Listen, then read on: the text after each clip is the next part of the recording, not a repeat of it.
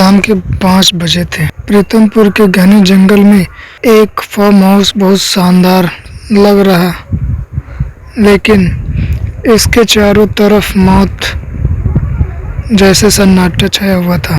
ऐसे में एक जीप उस फार्म हाउस के सामने आके रुकी। इसमें बैठे थे 5 दोस्त जो अपनी छुट्टी सेलिब्रेट करने आए थे। अरे वाह यार, सोचा नहीं था कि इस जंगल में ऐसा फार्म हाउस भी मिलेगा। हाँ यार, यहाँ तो कई दिन रुक सकते हैं। वो सारे दोस्त उस फार्म हाउस की ओर चल दिए। उन्होंने दरवाज़ा खटखटाया, कोई है यहाँ पर? तभी अचानक दरवाज़ा खुला तो उनको एक बूढ़ा आदमी नजर आया और उसमें से एक बोला, चाचा जी, हम लोग गाजियाबाद से आए हैं। 2 दिन तक रुकने वाले हैं। क्या आपके घर में कोई कमरा मिल सकता है? कमरे तो सारे खाली हैं, लेकिन यहाँ रुकोगे तो तुम्हें कुछ नियम मानने पड़ेंगे। कैसे नियम? तुम लोग जंगल में जाओगे तो शाम 5 बजे से पहले वापस आ जाना। रात के अंधेरे में जंगल में घुसने की अनुमति नहीं है। ये सुनकर उन सभी ने एक दूसरे का मुंह देखा। रिहान बोला, अरे चाचा जी, हम लोग तो वैसे भी जंगल में नहीं जाने वाले हैं, आप बेफिक्र रहिए। वैसे आपका क्या नाम है? कुलदीप। उन्हें एक बड़ा कमरा दिखाया और वो पांचों उसमें ठहर गए। अगले दिन वो लोग नाश्ते के बाद जंगल में घुसने के लिए चले गए। यार, जंगल में मज़ा तो बहुत आ रहा है, लेकिन असली मज़ा तो रात में आएगा। लेकिन चाचा जी ने हमें रात में फार्म हाउस से बाहर रहने से मना किया है ना। उसका इंतज़ाम मेरे पास है। जब तक हमारा मन नहीं भर जाता हम फार्म हाउस नहीं जाने वाले। और वो सब मस्ती में आकर जंगल घूमने लगे। हंसी मजाक मस्ती करते करते कब रात हो गई पता ही नहीं चला। चलो अब चलते हैं, बहुत तेजी से भूख लगी है मुझको भी, अब सब्र नहीं हो रहा है। वो सब फार्म हाउस को निकल गए। अंधेरा इतना अधिक था कि उनको दिखाई भी नहीं दे रहा था। रिहान का पैर एक गड्ढे में गिर गया वो गिर गया। जिस झाड़ी का सहारा लिया उसमें लगा कांटा उसकी कलाई को लगा और उसमें से खून निकलने लगा और निशा ने उसकी कलाई में अपना रुमाल बांध दिया। फिर वो सभी फार्म हाउस पहुंच गए। मैंने कहा था ना कि रात होने से पहले लौट आना। हम लोग रास्ता भटक गए थे। वैसे हम लोग तो आने वाले थे। मेरी बात बीच में मत काटो। अगर वो तुम्हें देख लेता तुममें से कोई जिंदा नहीं लौटता। अब तो आ गए हैं चाचा जी, अब क्यों डर रहे हो? ये कहकर सभी तेजी से अंदर चले गए। टेबल पर पहले से ही खाना लगा हुआ था। इन सभी ने खाना खाया और अपने अपने कमरे में चले गए।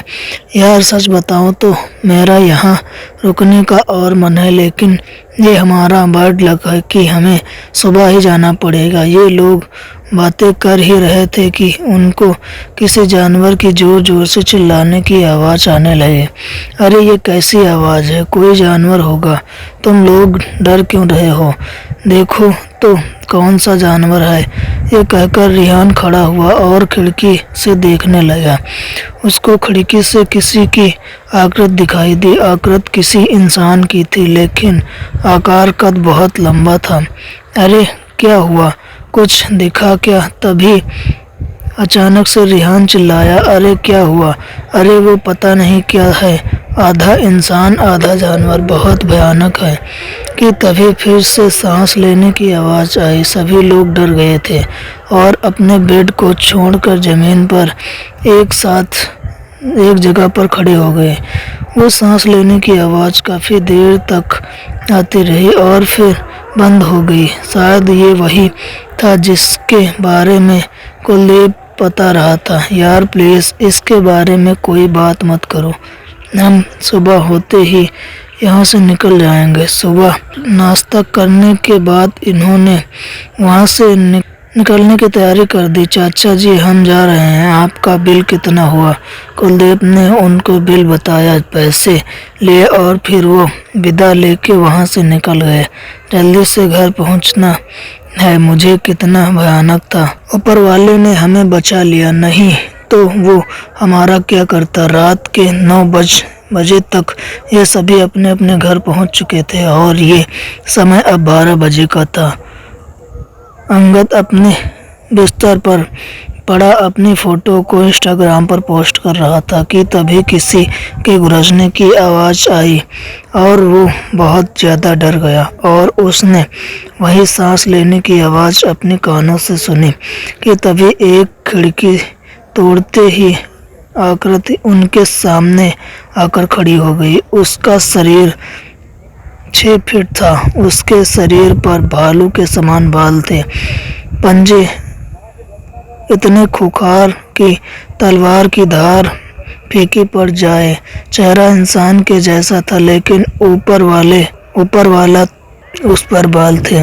आंखें लाल और दांत भेड़िए के जैसे थे। अंगद कुछ करता उससे पहले ही वो उस पर झपट पड़ा। अंगद की चीख सुनकर उसके पड़ोसी उसके घर पर पहुंचे। वहां जाकर जो उन्होंने देखा, ऐसा खौफनाक मंजर उन्होंने आज तक नहीं देखा था। अंगद का पेट फटा हुआ था और पूरे बेड पर खून फैला हुआ था। उसकी आंखें खौफ से फटी हुई थी। उसी रात ये खबर उसके दोस्तों को लग गई। वो लोग वहां पहुंचे। पुलिस ने उनके सामने ही लाश को फॉरेंसिक भेजा। ये सब देखकर सभी हैरान रह गए। अंगद को उसी ने मारा है, उसी ने मारा है। क्या हो गया तुझे? किसकी बात कर रहा है तू? वही जो उस रात मुझे नजर आया था। तू क्या कह रहा है? वो यहाँ शहर में कैसे आ सकता? तो टेंशन ले रहा है, इसी वजह से ऐसा बोल रहा है। अच्छा तो मुझे ये बताओ कि शहर में ऐसा कौन सा जानवर है शहर में कि किसी हट्टे कट्टे इंसान को मार दे? इस बात को उसमें से किसी के पास कोई जवाब नहीं था। ये उसी का काम है। वो इस दुनिया की सबसे खतरनाक चीज़ है। आदमखोर। सॉरी मुझे जाना होगा, मेरा कल एग्ज़ाम है। ये कहकर निशा वहाँ से चली गई और अपने घर की तरफ चल दिया। वो अपनी स्कूटी से अपने घर की तरफ बढ़ ही रही थी कि तभी उसको वही भयानक सांस लेने की आवाज़ आने लगी। अचानक उस आवाज़ को सुनकर वो डर गई और उसके स्कूटी संभल नहीं पाई। स्कूटी स्लिप हुई और वो ज़मीन पर गिर गई। वो ज़मीन पर गिरी हुई थी। उसकी स्कूटी कुछ दूरी पर गिरी हुई पड़ी थी और वो हिम्मत करके खड़ी हुई और अपनी स्कूटी की तरफ बढ़ ही रही थी कि तभी वो आदमखोर उसके सामने आ गया और उस पर झपट पड़ा। निशा ने खुद को बचाने की कोशिश की लेकिन वो मारी गई। एक ही रात में उनके 2 दोस्त की मौत हो चुकी थी। अब सिर्फ 3 ही जिंदा बचे थे। मुझे लगता है दोनों को उसी ने मारा है जिसको मैंने जंगल में देखा था। ये सुनकर आदित्य और सृष्टि की हालत खराब हो गई और उनकी आंखों में डर छाया हुआ था। तो आगे क्या करना है? क्या पुलिस को उसके बारे में बताएं? उस कुलदीप ने हमें इसके बारे में आगाह किया था, लेकिन हमारी गलती की वजह से वो हमारे पीछे लग गया है। हमें चलकर कुलदीप से ही बात करनी चाहिए। ये कहकर वो तीनों जीप में बैठे और फार्म हाउस की तरफ रवाना हुए। कुलदीप इस वक्त फार्म हाउस के बाहर बैठा हुआ था। उसके हाथ में लकड़ी का एक धारदार हथियार था जिसे वो चाकू की मदद से और ज़्यादा धारदार बना रहा था। तुम लोग फिर से यहाँ? चाचा जी हमने उस रात उस आदमखोर की मौजूदगी महसूस की थी और शहर जाने के बाद भी हमारे 2 दोस्त मारे गए और हमें लगता है कि ये काम उसी आदमखोर का है। मुझे ये बताओ कि जब तुम उस रात जंगल में थे तो क्या तुम में से किसी का खून जमीन पर गिरा था, किसी को कोई चोट आई थी। ये सुनकर उन तीनों को बहुत हैरानी हुई और रेहान ने डरते डरते बताया, हाँ चाचा जी, मेरा कलाई पर चोट आई थी और खून भी बहा था। ये सुनकर कुलदीप की आंखें फटी की फटी रह गई और उसके चेहरे पे एक डर उभर गया। तुमने ये ठीक नहीं किया। मैंने इस डर से तुम्हें रात में जाने से मना किया था। इस जंगल में एक आदमखोर रहता है जो रात को 12 बजे के बाद अपने असली रूप में आ जाता है। उसकी प्यास और भूख बहुत ज़्यादा होती है और अगर उसको किसी का खून अच्छा लग जाए तो वो कहीं भी जा सकता। उस रात जहाँ तुम्हारा खून गिरा था उसने उसे चखा होगा और उसे तुम्हारा खून इतना पसंद आ गया कि वो तुम्हें ढूंढने के लिए शहर आ गया है। लेकिन उसको पता नहीं कि तुम पांचों में से ये खून किसका है, इसीलिए वो एक एक करके सबको मार रहा है। वो सिर्फ तुम्हारे खून और मांस से अपनी भूख शांत करेगा। इसीलिए जिस दिन वो तुम्हें पहचान लेगा वो तुम्हारी हड्डियां तक चबा जाएगा। वो सुनकर रेहान बहुत डर सा गया। तो अब हम लोग उससे अपने आप को कैसे बचाएं? ये तुम्हें बचाएगी। उसने अपने हाथ में पकड़ा हुआ लकड़ी का भाला उनको दिखाते हुए बोला, सिर्फ इसी लकड़ी के भाले से वो मर सकता है। रेहान ने उसके हाथ से भाला ले लिया और फिर वो तीनों वहां से निकल गए। रात के समय रेहान अपने बेड पर बैठा हुआ था। उसकी नज़र कभी घड़ी पर जाती तो कभी खिड़की पर, जिसको तोड़कर वो आदमखोर कभी भी आ सकता था। जैसे जैसे 12 बजने वाले थे, रेहान बहुत जोर से डरता जा रहा था कि तभी अचानक से खिड़की टूटी और वो आदमखोर रेहान के सामने आकर खड़ा हो गया। आज पहली बार रेहान की उससे नजरें मिली। आज रेहान को लग रहा था कि उसकी आखिरी घड़ी आ गई है। वो डर से कांप रहा था। तभी आदमखोर तेजी से उस पर झपटा। वो आदमखोर उसकी गर्दन पर दांत गड़ाने ही वाला था कि तभी बाथरूम में छिपे सृष्टि आदित्य और बाहर निकले। आदित्य के हाथ में वही भाला था।